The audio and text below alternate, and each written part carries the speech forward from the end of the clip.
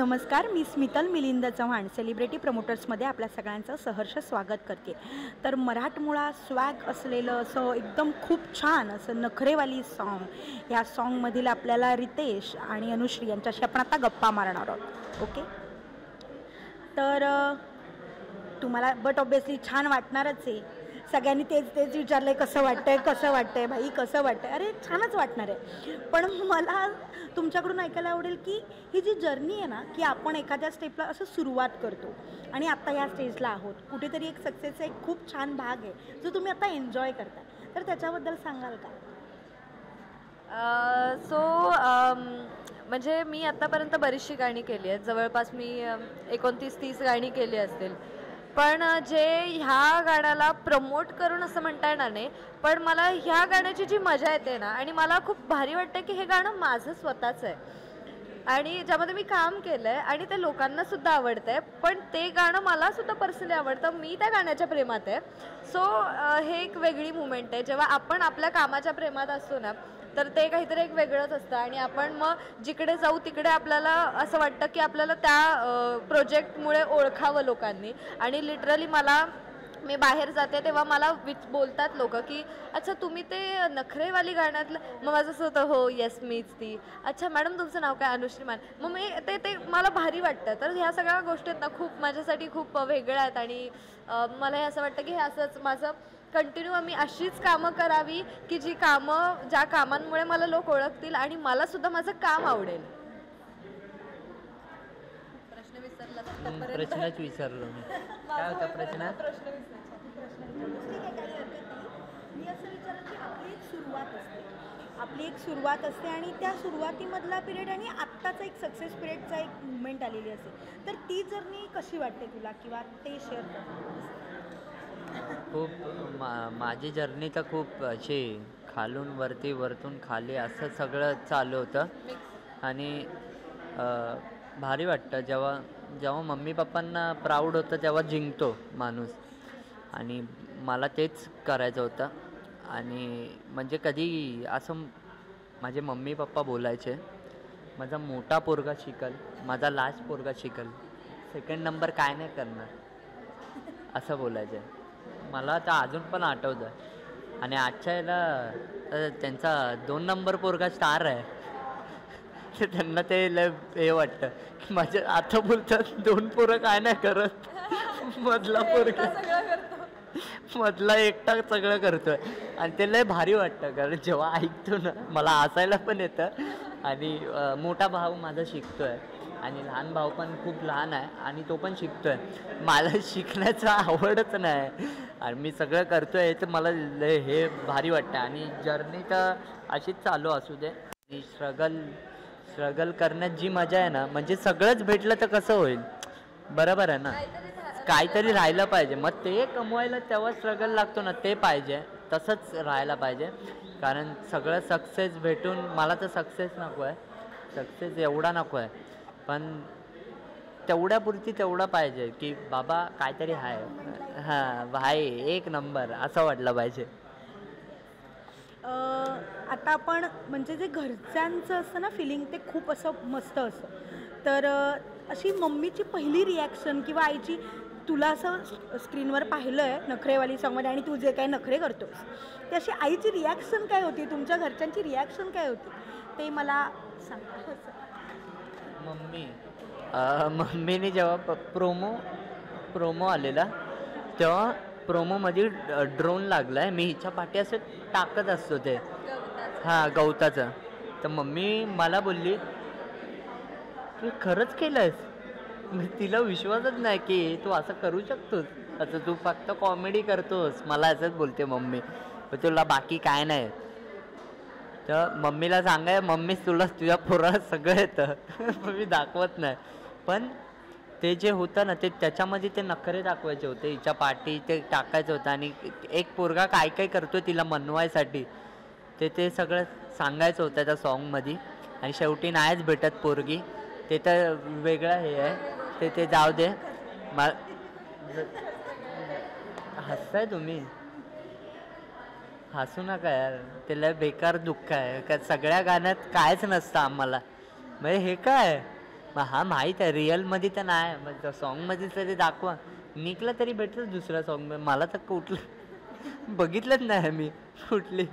असंच वाटतं. मम्मीला खूप हे हसायला पण येतं कधी कधी. मी गाण्यात लय नखरे माहीत आहे ना, ते फेकायचं चिंच वगैरे शेण असं तसं, तर मम्मी बोलते खरंच केलंस तू? मला वाटत नाही. बोलते तू बाकीच्या सॉन्गमध्ये तर आहे ते रँडम वगैरे ते असेच केलं, पण हे वेगळंच होतं काहीतरी. ह्याच्यात कपडे पण वेगळे होते मला, आणि तो गावरान लुकच होता की तो प्रॉपर तेव्हाच, म्हणजे गावातले असतात पोरं तसंच होतं, आणि तसंच मला कॅरेक्टर पकडायचं होतं, आणि तसंच ह्यांनी पण कॅरेक्टर तसंच पकडलं आहे, आणि तसंच चांगलं वाटतं आहे, सगळ्यांना आवडतं आहे, आणि मम्मी पप्पांना आवडलं बस झालं, बाकी काय नाही. मला बोलायला ठेव. हा नाही, हां बोल. दर तुझी मम्मी आलेली लॉन्चला नाही आलं, घरी बसून गाणं बघितलं ना तुम्ही. सो जेव्हापासून माझी आई सोशल मीडिया किंवा यूट्यूब वापरायला लागले, तेव्हापासून माझं जे काही काम रिलीज होत आहे ते सगळं ती बघते. सो तिच्यासाठी हे गाणं असं काही वेगळं नव्हतं, कारण तिनं मला प्रत्येक वेळी स्क्रीनवर बघितलेलंच होतं. पण नेहमी जेव्हा पण माझा एखादा प्रोजेक्ट रिलीज होतो आणि ती बघते, तर तेव्हा तिचा एक डायलॉग असतो, ठरलेला डायलॉग असतो, भारी काम केलंस का, असं ती म्हणते. आणि मला हे लक्षात आहे, कारण ती दरवेळी हे म्हणते, सोन्या भारी दिसतोय तो. आणि माझी आई आहे ना, मला सोनू, वासरू, किड्या ह्या नावांनी हाक मारते. माझा किड्या खूप छान दिसतोय असं असतं तिचं. कसं आहे ग माझं वासरू ते. तर ही म्हणजे म्हणतो ना आपण की काही काहींच्या घरी आई बोलत असते की छकुली, गुड्डी, ताई वगैरे अशी नावं असतात, पण माझ्या घरी खूप वेगळी नावं आहेत. मला आई वासरू, किड्या असं सगळं अशा नावाने हाक मारते. कधी कधी म्हणजे काहीही बोलते ती. सो तिची पहिली रिॲक्शन तर हीच होती की भारी काम केलंस का. येस. आता मला रितेश तुला विचारायला आवडेल की आता तू खूप रील करतोस, ओके, तर मम्मीला पण तू इन्व्हॉल्व केलंस, तर मम्मी अशी सहजासहजी इन्व्हॉल्व झाली की असं हे काय मी नाही करणार चल असलं वगैरे काही झालं, की नंतर कसं झालं ते मला आवडेल तू सांगशील. मम्मीसोबत केलं आहे. आधी एक रील केलेली आणि ती व्हायरल झालेली, तर त्याच्यानंतर मी पप्पा वगैरे सोबत करायला लागलो. पप्पा, फॅमिली वगैरे माझी सगळीच असते व्हिडिओमध्ये, आणि सगळे म्हणजे तुम्ही जेव्हा माझ्या घरी जाईल ना, तुम्हाला असं वाटेल हे व्हिडिओमध्ये असं तसेच आहे, ते एकदम असे नॉर्मलच आहेत, आणि आम्ही तसेच राहतो. मग आम्हाला तसंच आवडतं. आणि मम्मी पप्पांना जेव्हा जवानवाली रील केलेली मी, जवानची एक रील मम्मी पप्पांसोबत, ती शाहरुख खान सरांनी टाकलेली ट्विटरला, ती शेअर केलेली, आणि त्यांनी असं लिहिलं की काहीतरी लिहिलं मला आठवत नाही, पण त्यांनी शेअर केलं नाही, ॲटली सरने जो डिरेक्टर आहे मूवीचा, हां, त्याच्यानंतर अक्षय कुमार सरांनी, इम्रान हाशमीनी, सगळ्यांनी ती शेअर केलेली. आणि बमन इराणी सर जे मला आत्ता माझा कॉन्टॅक्ट आहे त्यांच्यासोबत, तर त्यांनी पण मला बोललेलं की खूप भारी करतोस रील वगैरे. माझ्या कॉन्टॅक्टमध्ये माझ्यासोबत कॉलवर बोलले आहेत ते, आणि त्यांच्यासोबत पण लवकरच मी काम करेल. आणि त्यांना खूप ती आवडलेलं, आणि तेव्हा मम्मी पप्पांना ती मी रील दाखवली, हे बघा शाहरुख खान सरांनी शेअर केलं. आई शपथ, ते पप्पा तर काय बाबा डॉन, त्याच्यामध्ये तसंच होता ना तो कॅरेक्टर, मी त्यांना बोललो तसंच करायचं.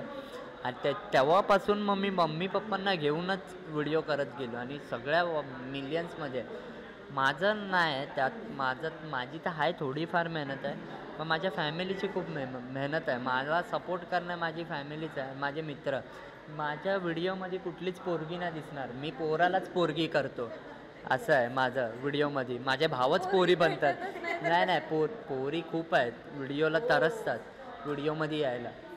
पण रितेश कांबळे असं आहे की मी वेगळं करतो, काहीतरी वेगळं करण्याचा ट्राय, म्हणून मी स्वतः पण पोरगी बनतो, नाही तर माझ्या भावाला पोरगी बनवतो.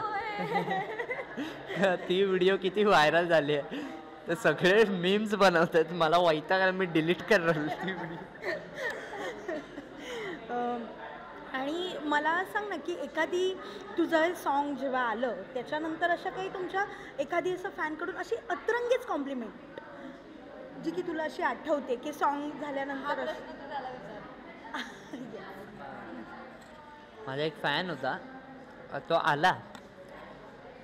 मी ओल्ड घरी राहायचो तेव्हा माझी एक व्हिडिओ व्हायरल झालेली, माझ्या मित्रांसोबत होती. तर त्याच्यामध्ये मला काहीतरी ते मित्र बोलले असे, म्हणजे नाव दिलं एक, मला आठवत नाही ती व्हिडिओ, पण तो आला आणि मला ती नाव बोलत होता. तो मला समजलं नाही. मी बोललो हा असा का बोलतोय, मला व्हिडिओ क्लिक नाही झाली, असा का बोलतोय, असं तसं बोलतो.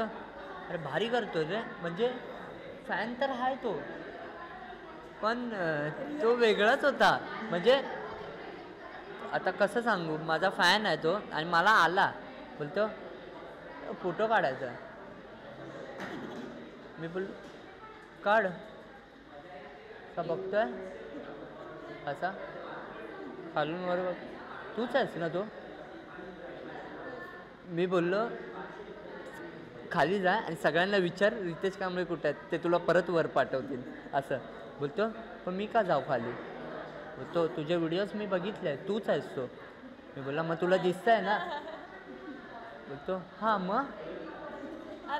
मी बोललो मी फोटो काढतो आणि मी तुला पाठवतो इंस्टाग्रामला.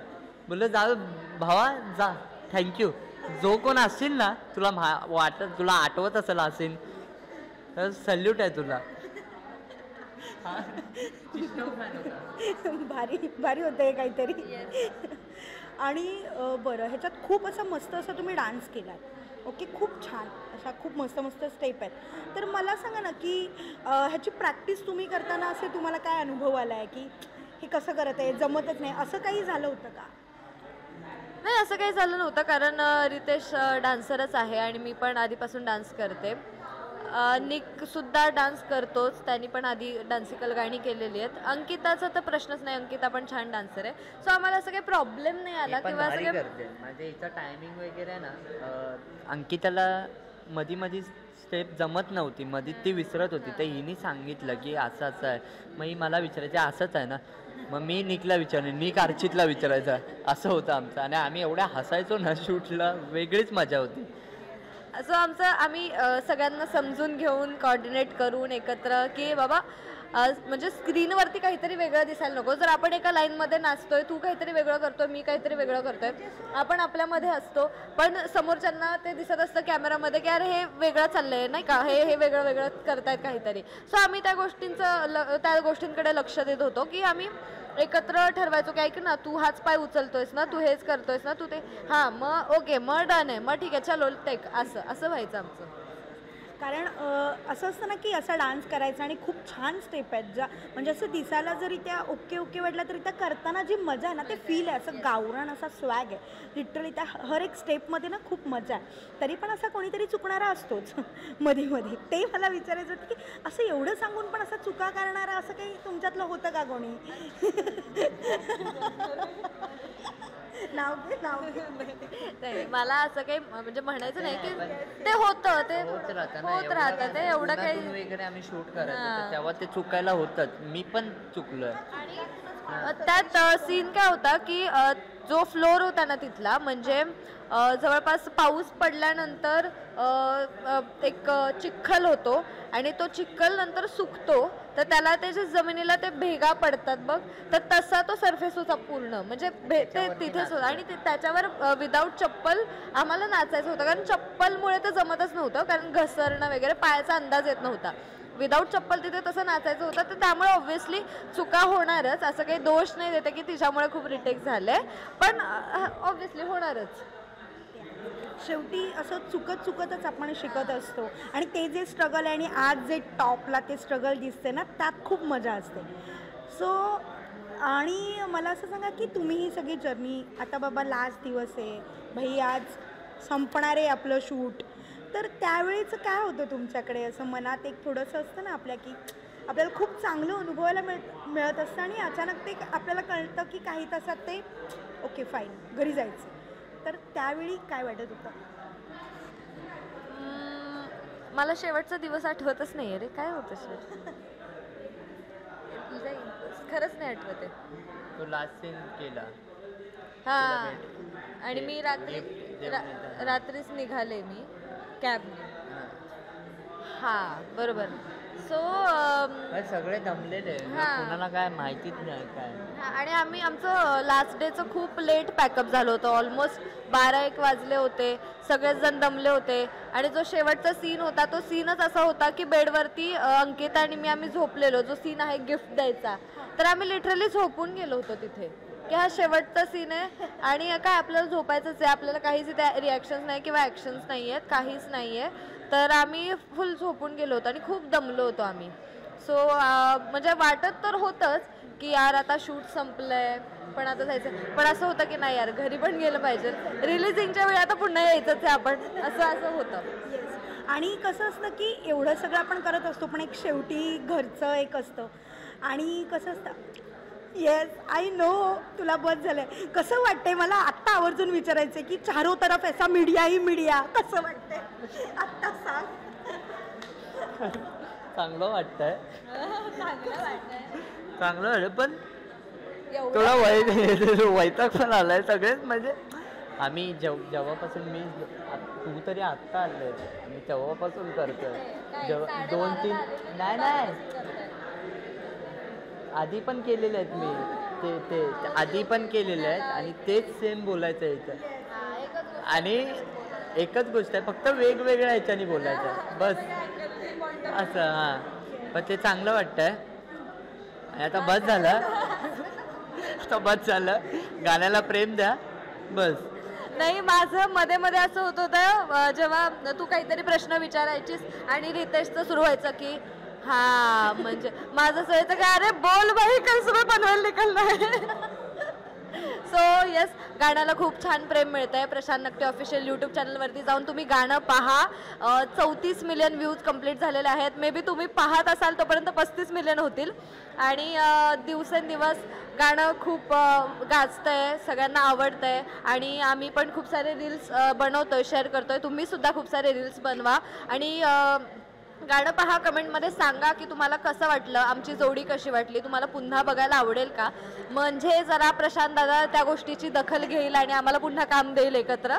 सो येस, तुम्ही जसं प्रेम देताय तसंच प्रेम ठेवा आणि खूप खूप सपोर्ट करा. Thank you so much. Yes, thank you so much. All the best. Okay, thank you.